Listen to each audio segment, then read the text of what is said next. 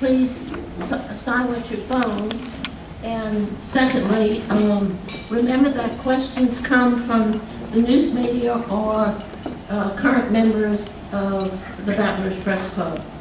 I'm Angela DeGravel, I'm a member of the Board of Directors here.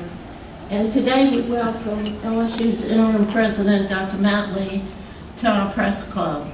In June, Dr. Lee assumed his vital role overseeing the university while a search for the new president is underway. He is well prepared for the position, having held numerous administrative leadership roles over the past 20 years, including Vice President for Agriculture and Dean of the LSU College of Agriculture, a vital resource to our thriving agricultural industry in Louisiana. He also served as interim Vice President and Provost for Academic and Support Programs and Senior Associate Vice President of Research and Economic Development. He earned both his master's and PhD degrees from LSU, and he is nationally recognized as a criminologist and public health scholar and has led significant research focused on rural communities, resilience, and public health. Please help welcome Dr. Lee and thank him for coming today.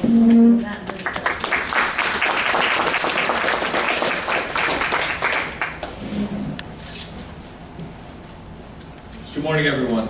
Or good afternoon, I should say. Thank you for that very nice introduction. Good to see everybody. Pleasure to be at the Baton Rouge Press Club. Today, I'm going to talk to you a little bit about LSU, my favorite topic.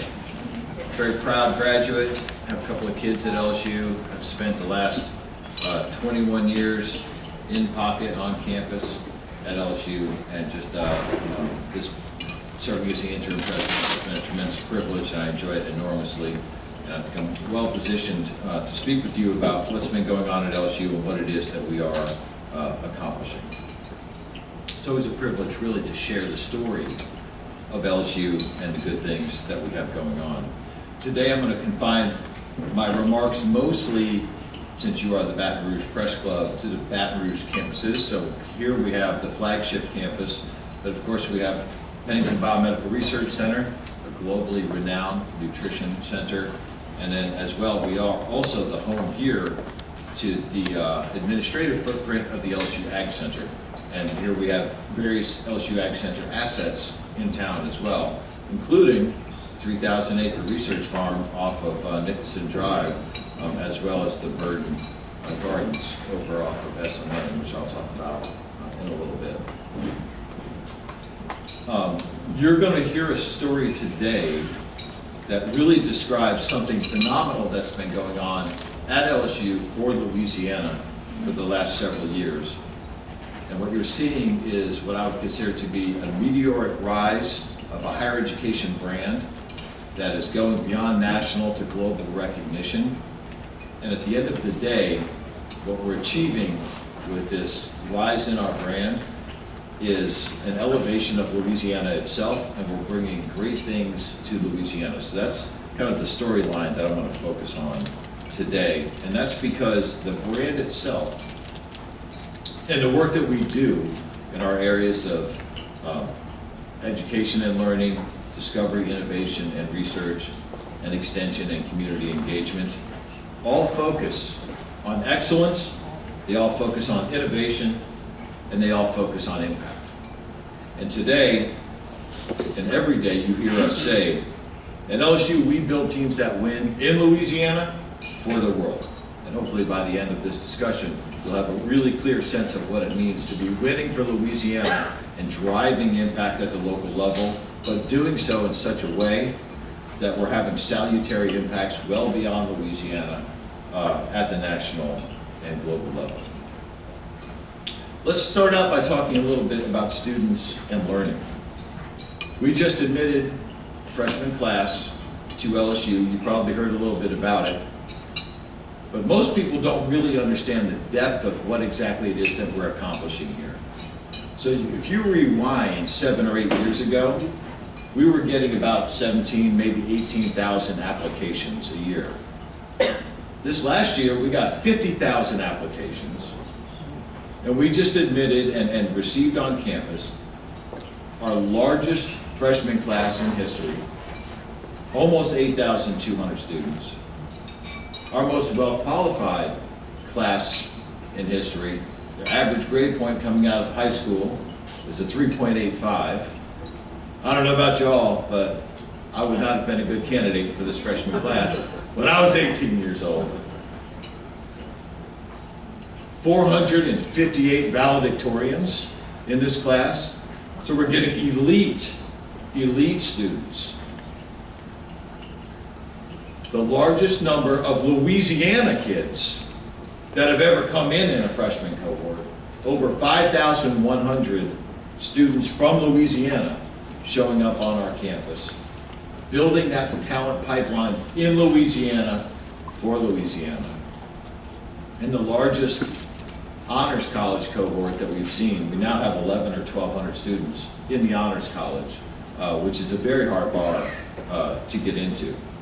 So we are attracting students both within state and out of state like crazy.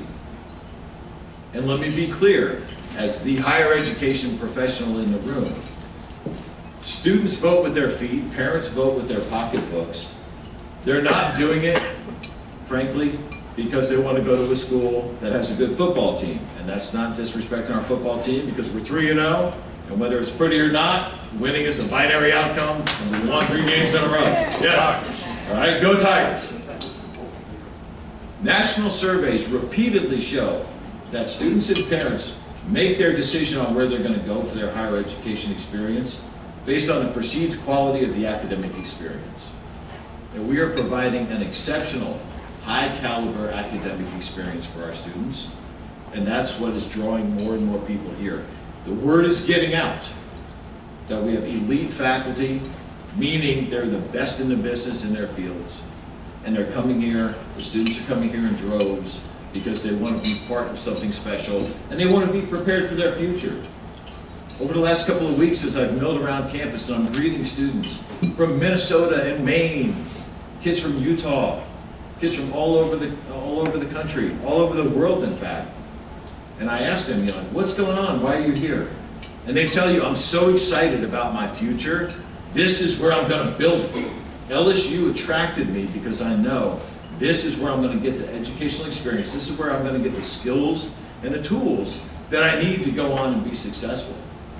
This generation is focused, they're driven, and they want to start planning now for their success in the future. That's what I'm hearing as the guy milling around campus talking to the kids that are actually there. So, on the enrollment front, we're drawing them in like crazy. We are also deeply engaged in dual enrollment. So just so you know, that's telescoping the pipeline down into high school to give these students an opportunity to envision themselves coming here. Gives them a chance to kind of test drive the car, so to speak. We have 3,905 students enrolled in LSU dual enrollment programming as of last night. So we have thousands of kids that are in high school that we're currently serving and supporting as well. And I'll talk about a little bit about the nature of that early childhood to twilight pipeline a little bit later. So just on the enrollment front, because of the rise of the brand, word is out, people are coming in. But what are we doing with them? This is the question, right? Parents want their kids to get a job. Kids want to get a job, and they want to be successful, and they want to have a good life. We want to make sure that as educators, we're giving them a set of experiences and tools that prepares them.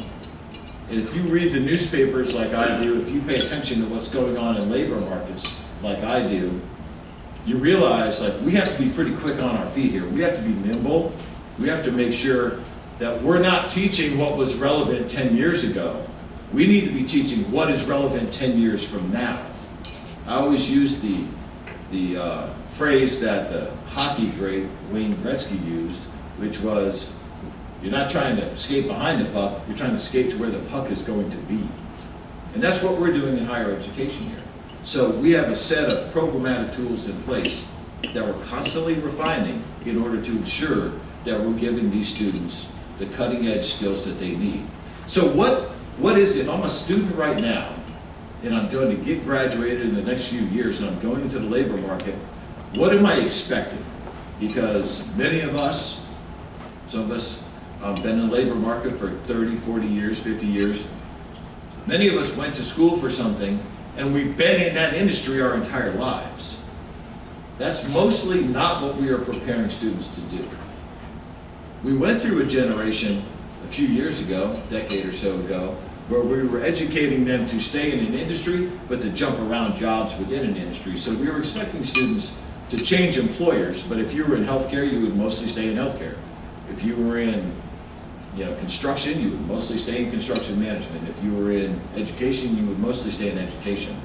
Our expectation is that students who are graduating are not only going to change jobs significantly, but are actually going to be changing industries, which means, honestly, it's kind of back to the basics. Like, we have to make sure they have the set of what we used to call soft skills, I call them essential skills, that young people will need to be able to transfer from industry to industry as they jump around in an ever-evolving job market. So how do we do that? Well, surveys from the Society of Human Resource Managers, which is a national organization that focuses on hiring across industries, repeatedly, year after year after year, show that one of the foremost skills that employers are really looking for with their students are communication skills. You need to be able to communicate, but it's not just public speaking. They need to have written communication skills. They have to have multimedia presentation and digital skills. And so it's to ensure that we are supplying that experience to our students. At LSU, as part of our accreditation, we have to have what's called a quality enhancement program. And our quality enhancement program is called Go Communicate.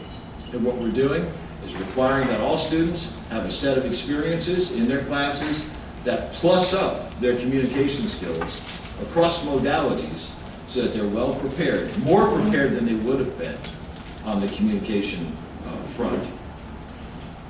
As well, we're trying to make sure that students are work ready. Remember, LSU was founded through the Morrill Act of 1862.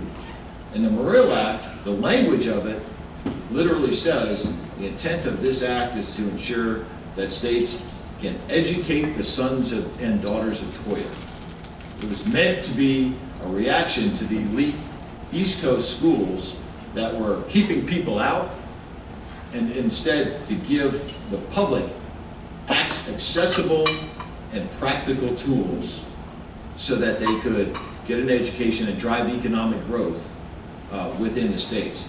So we're actually doubling down on our land grant commitment right now because we're focusing on making sure that students are workforce ready. One of the key ways that we are doing that is really amping up our connections to employers and ensuring that students are getting internship opportunities and co-ops. I think 61 or 62% of our students that graduated last year when they graduated, had at least one internship experience. That's getting there, but that's not where we need to be. My expectation is that we get to a place where everybody that I hand a degree to and I give a high five has already had their internship experience and that they are workforce ready. So that's something that we are going to continue to emphasize. I will say, and I do try to use platforms like this as sort of a bully pulpit, we need to have connections with business and industry. We have thousands of connected partners, but we can't have enough. It's like a sponge, right? We can continue to absorb partnerships. And so we need, in the Baton Rouge area and beyond, anybody who has running a business, come talk to us about partnering up to make sure that we can get our students connected in your operations with real-world experiences to help prepare them for the workforce. So internships are something that we are going to continue to emphasize. And then as well, on the learning front, we always pride ourselves on the fact that we're not just educators, we're not just doing reading, writing, and arithmetic. We're the flagship. Our job is to educate the next generation of innovators and civic leaders. Civic leadership could not be more important in American culture right now. So we are doing everything we can to supply those tools to students. And this really hit home the other day because we had Fall Fest out on the drill field, out on the parade grounds. And I think everybody else was walking around and they were seeing dozens and dozens of tables with our student groups. You know, the Society of Dental Associates and the pre-law group and this and that. And many people are seeing student organizations. That's not what I'm seeing. What I'm seeing are professional development and leadership development opportunities for our students. Because every one of those clubs and every one of those chapters has a president, they have a vice president, they have a treasurer, they're managing their business. And these are students who are doing everything they can to build up their own skill set, to go out and be that next generation of civic leaders that we so sorely need. And we do this in other ways too. I'll jump ahead to it. You know, while we're mostly focusing on higher education, don't forget that through the Ag Center we have 4-H programming around the state. 4-H supports about 130,000 kids a year. And that is the leadership development pipeline for the state, right? That's where we catch them early, we give them a set of tools that help build personal responsibility, help them build a connection to their local community, and helps them give them a set of tools over the years that will prepare them for public service. So it's no surprise then that when I go down to the legislature and I say, representatives and senators, throw your hand up if you're a 4-H'er. Like 3/4 of the room puts their hand up. Right? And this is a core LSU function. And I just want you all to know that it is front and center for us as we're educating students and preparing them for the workforce. We're not preparing cogs in the machine, we're preparing leaders. And that's something that distinguishes us and sets us apart from something that we're very, very proud of. So that's on the learning and enrollment thing. And this is one of the things, all of those things together continue to help us to elevate the brand and draw in students who are serious about their future and their higher education. Another major function, of course, that we have is discovery and innovation. Right? We are, and remember, discovery and innovation, research, that drives economic growth in many, many ways, and I can give plenty of examples of that. As a system last year, we set another record, because we're setting records all over the place, because that's how LSU does it, with $543 million in research expenditures. That's over $500 million in research activity. On average, the federal government generally says that for every dollar you have in research expenditures, it generates $3 in economic growth. But that actually varies significantly by field. For example, the USDA estimates that for every dollar spent in agricultural research, that actually generates about $20 in economic activity. And I'll give you a specific example of how that works. So we are the foremost sugarcane producing state in the country. We have over $500,000 in sugar cane under cultivation, half a million acres in sugarcane under cultivation right now. For more than 100 years, the LSU Ag Center has been developing new varieties of sugarcane. So you can yield more per acre, you can grow them in different soil types, you can grow it in more northernmost latitudes. We have sugarcane that's growing up by Alexandria now. This is a tropical plant. It's not even meant to grow in North America. But we've developed such robust varieties that they can grow it anywhere. Well, last year, the rough estimates are that the gate value of sugarcane harvest was about $1.4 billion, I think. 70% of that sugarcane grown were varieties developed by LSU scientists down in St. Gabriel. Our people developing those plant varieties. That value was $940 million in the pockets of Louisiana farmers. Like, that is Louisiana science in action, driving economic development and economic growth. And that's just one example. I could hold you hostage for days going after one example after another of how research directly impacts our lives and directs economic growth in Louisiana. So Research is critical to what we're doing, and we're continuing to lead nationally and internationally in that regard. Hopefully many of you have heard about our efforts to secure a National Cancer Institute through our biomedical research activity.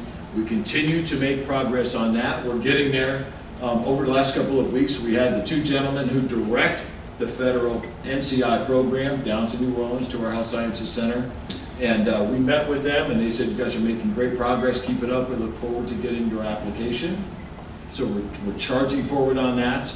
That is a multi-institutional effort there, where it involves the flagship, it involves the Ag Center, it involves Bennington Biomedical, it involves both of our health sciences centers, the one in New Orleans and the one in Shreveport. So we're making great progress there. Kind of supporting that and some other biomedical research. We recently held an LSU Biomedical Research Symposium in which 150 members of our biomedical research team showed up here in Baton Rouge, and they discussed new directions that they're going to pursue collaboratively across campuses. Again, focusing their research on delivering positive health outcomes for Louisianans. Okay, we're focusing on solving Louisiana problems. So that's the biomedical space, and of course, don't forget, in the biomedical space, Pennington Biomedical Research Center is perhaps the foremost nutrition research center in the world. It is a global destination. Over 8,000 publications have come out of that operation over the years. We currently have, I think there alone, 2 of the most highly cited scientists in the world that are domiciled there and doing research. Their current funding portfolio, I think, is around $200 million or $250 million in active research grants. They're doing basic and clinical work, and Pennington is like a crown jewel for Baton Rouge and for LSU in terms of the work that they're doing, and could not be more proud of their accomplishments. As well, we're doing cybersecurity work specifically for small businesses. We built this up very rapidly. I think in the computer science program where that's housed, we went from a few hundred students a few years ago, I think, to over 1,000 majors in there right now, because we're educating the next generation labor force that will focus on contemporary problems. And we have brought in some of the world's foremost experts in cybersecurity to come work at LSU, and we're making great strides there. We hold an elite designation from the National Security Agency. I think we're one of only 22 or 23 higher ed institutions in the country that have this. So we're clearly differentiated from the vast majority of higher education institutions there. So we're doing extraordinary things there. And then we continue, because we are an energy state, we continue to be a leader in energy-related research. We pulled together a carbon capture symposium a couple of weeks ago with 100 participants from industry, from higher ed, talking about new directions in research related to carbon capture.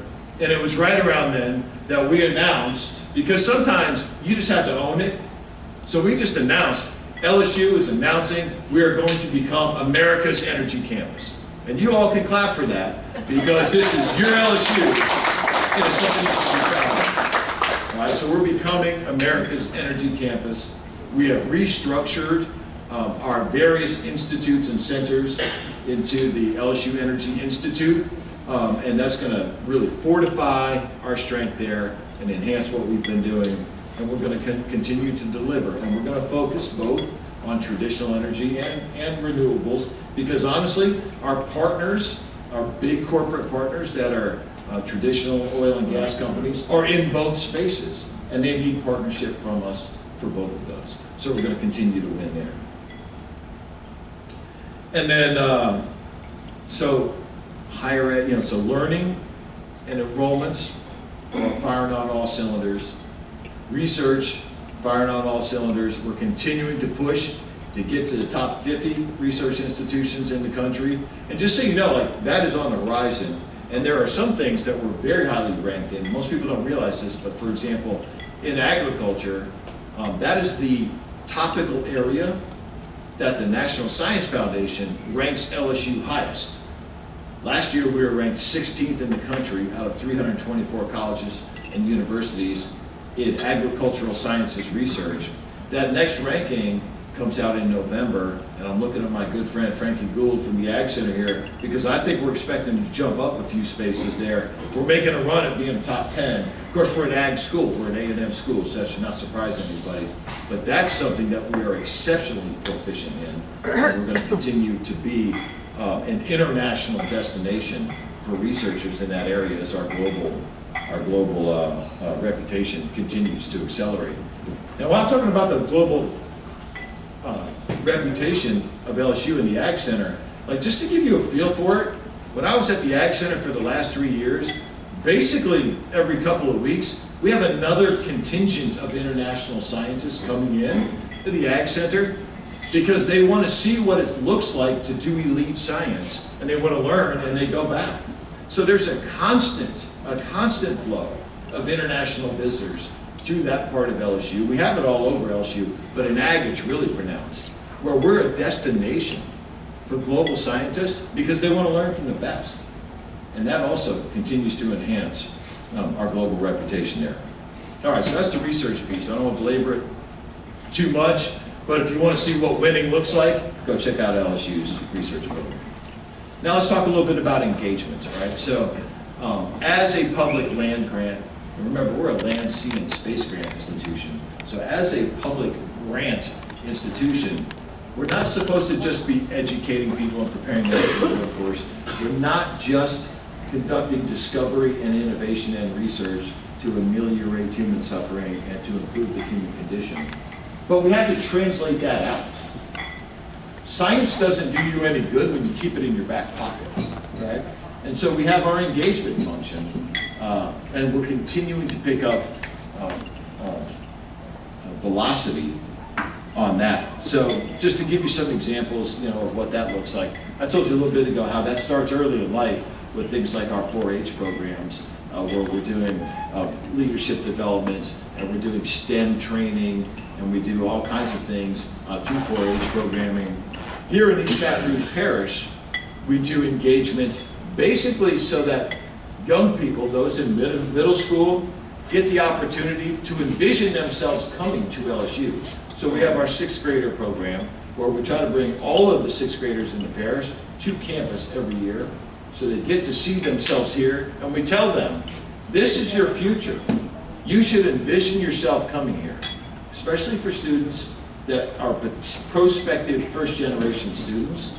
We need to help carry that message and let them envision themselves coming to the flagship, seeing themselves a part of it, and seeing that this is where their future lies as they plan out the great things that they want to go do.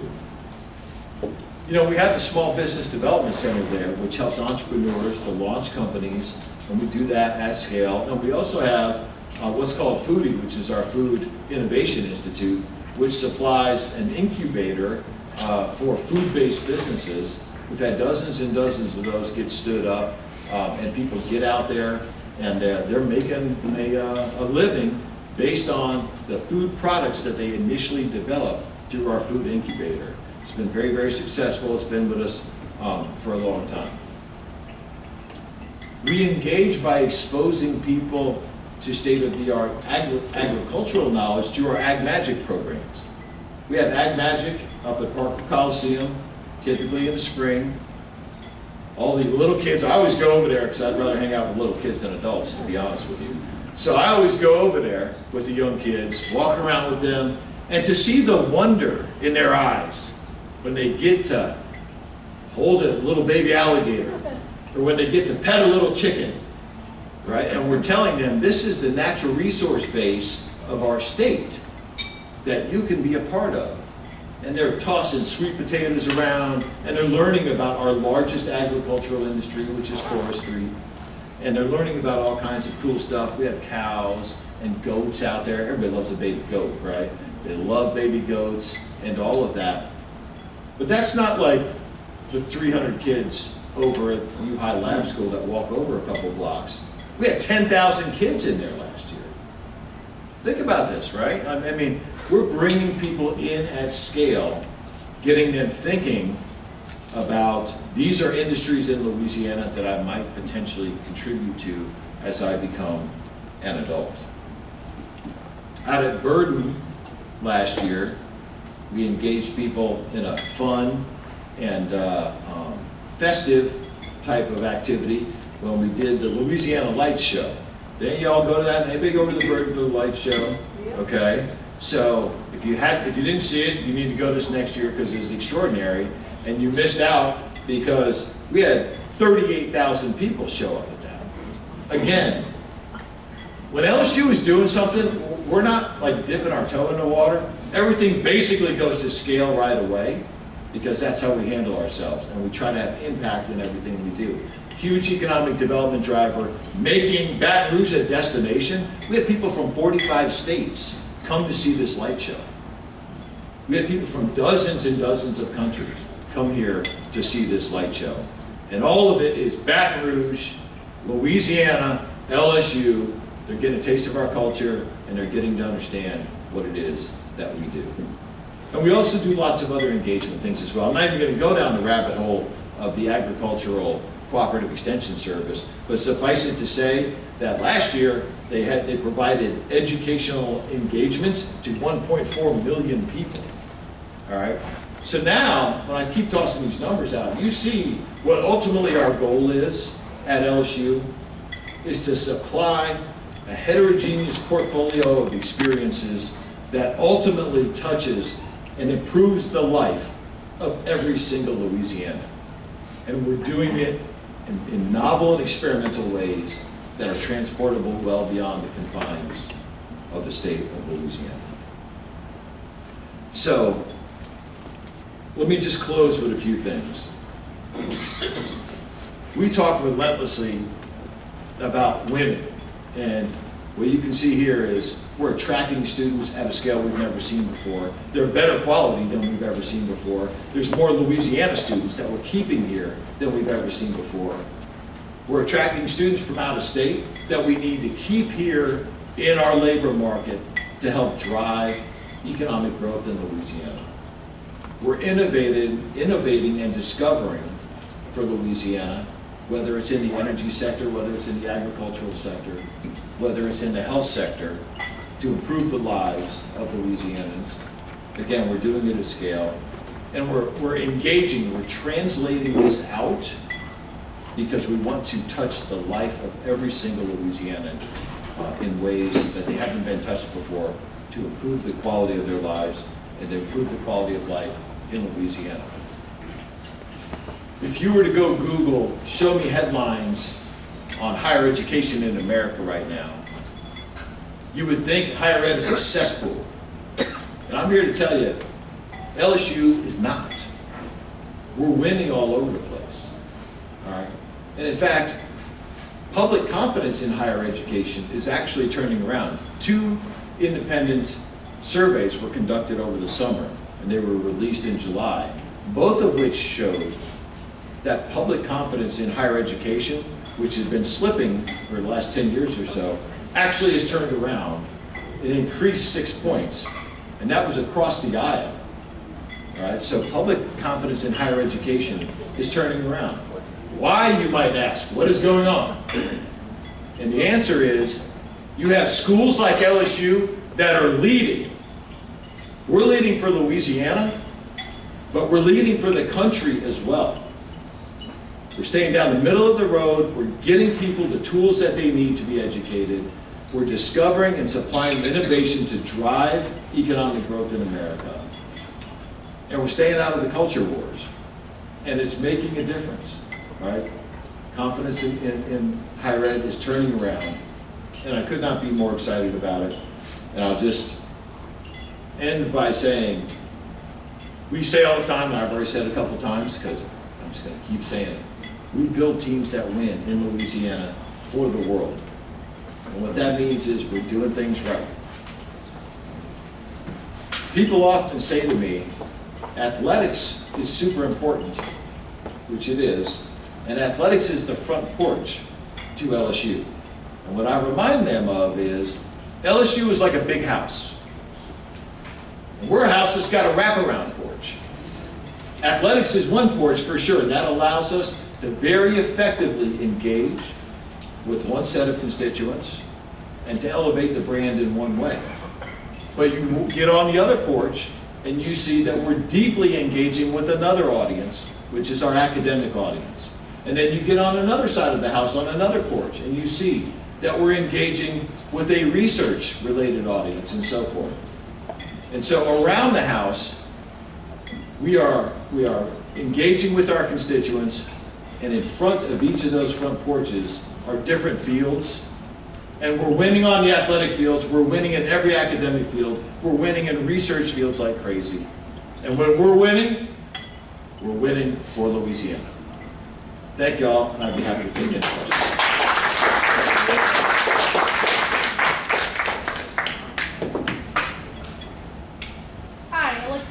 Brpc. With the shooting that happened during the game on Saturday, even if it wasn't related to LSU, could you talk about whether there's going to be added security, or maybe there's already structures or things in place that could help law enforcement in this case?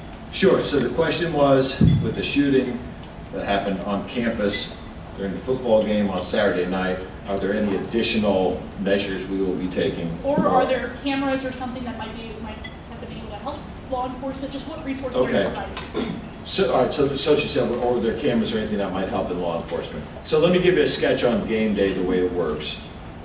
My understanding is we typically have between 500 and 600 law enforcement officers present on campus. It's a multi-agency effort.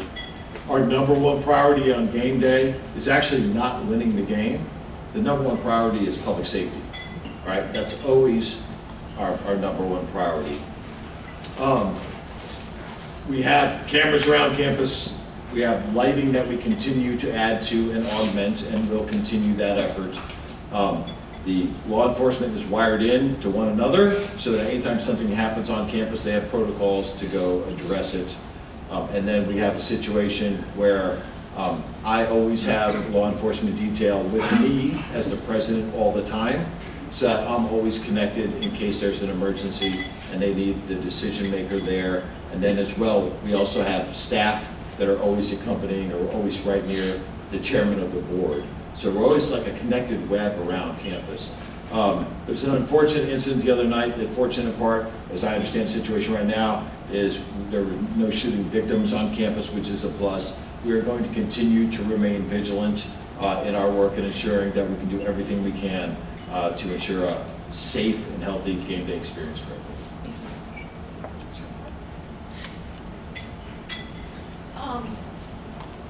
Are you getting adequate funds from the legislature, and what is the upcoming plan for fulfilling those needs? Okay, so the question was, are we getting adequate funds from the legislature, and what is the upcoming plan for fulfilling those needs? So I think the fairest way to answer that question is this last legislative session, the legislature and the governor were frankly very good to LSU. We got an additional investment of $210 million. Is that roughly right, Dr. Girardi? About $210 million across the LSU system in investment. And then, we run our operation in such a way that you always have to make every effort to help drive your own revenue. And so they've been very supportive, and we are, and they're supporting research, they're supporting engagement, they're supporting ensuring that we have the student experience, they are supporting capital outlay plans and so forth. And so we have, medium and long-term, long-range plans, particularly on the capital outlay side, to ensure that we can continue to refresh buildings, build new buildings, renovate buildings that need repairs and so forth. So we are going to continue with that planning. Yeah. My question's along those lines. Of the $543 million in research grants you have, Yes. what percentage of those are federal grants, and what percent of those are in jeopardy?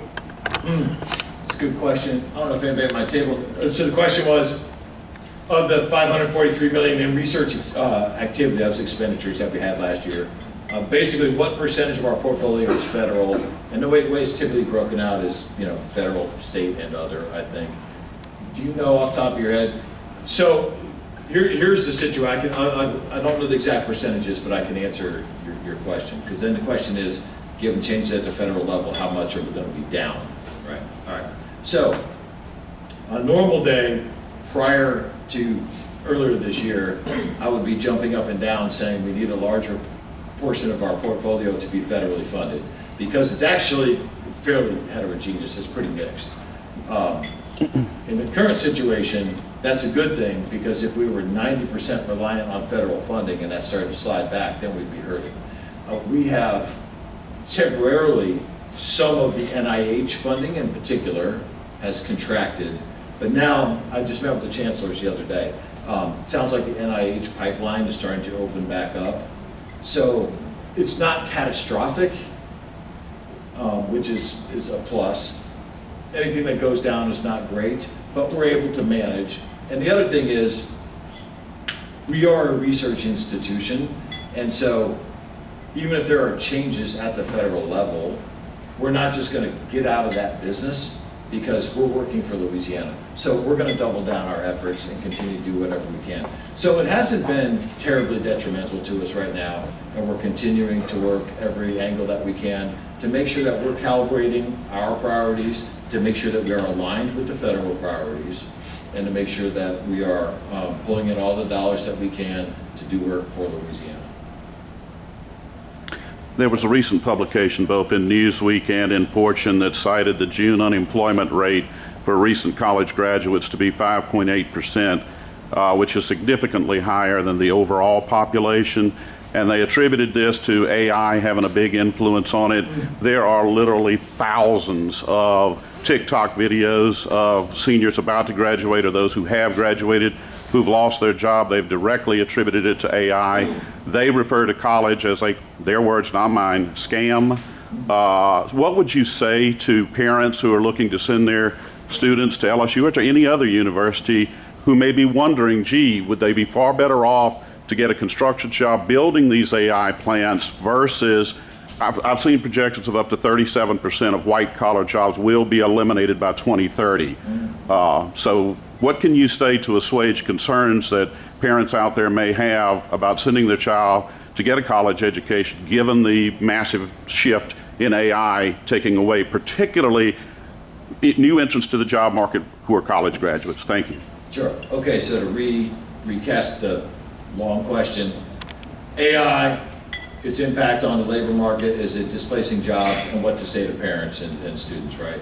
So I actually remain very optimistic. I think that this is going to be a short-term calibration. I don't know that I'm 100% convinced that that many jobs are actually being completely displaced by AI. Remember, while you're saying they're saying up to 37% of jobs, white-collar jobs might be displaced by AI, that's actually almost exactly the same as the estimated incorrect output rate for AI models, as I understand it.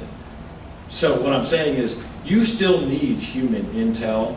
You need people to manage artificial intelligence and its output. So what I meant was, I've been reading that 30 to 40% of the output that comes from AI things needs to be validated because it's not necessarily correct. So we're still in this developmental phase.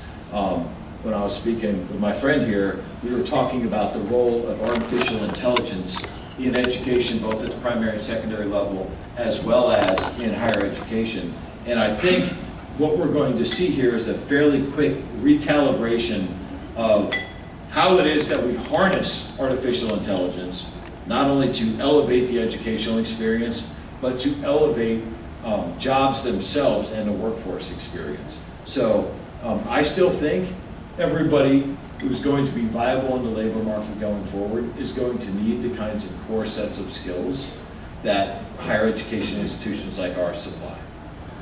Thank you. Yes, what is it going to take to convince the world that sports is academia, because it's economic development, and I see a lot of fields in the football, etc. So. All right, so the question is, what's it going to take to convince the world, which is a big aspiration, to that sports is a legitimate part of higher education and academics? Yes. Right. All right. So, as somebody who was the chief academic officer at LSU for a while when I was the provost, you get used to explaining to people that athletics and athletic participation is actually a very critical co-curricular activity. It is a space where students not only develop and display their own physical and athletic prowess, but they learn leadership skills, they learn teamwork, they learn how to take direction, they learn commitment, and they learn discipline, and the kind of skills that I was talking about that I call essential skills. They're not soft skills, they're critical. They're absolutely critical for people to be successful. So that's just on the individual developmental front. And then there is the issue that athletics elevates Louisiana as a destination for people, especially our level of athletics. You know, we are internationally renowned. We're national champions left and right over the last several years. And that drives economic growth. It puts money in the pockets of small businesses in Louisiana. It does a lot for LSU and so forth. So I'm riding the same train you are. I think it's great for us. And like I said, we're a house with a wraparound porch. Athletics is one audience. It's not the only one.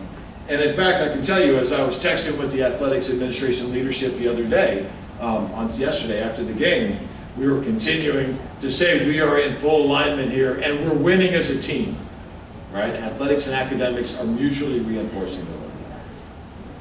We have time for one more question.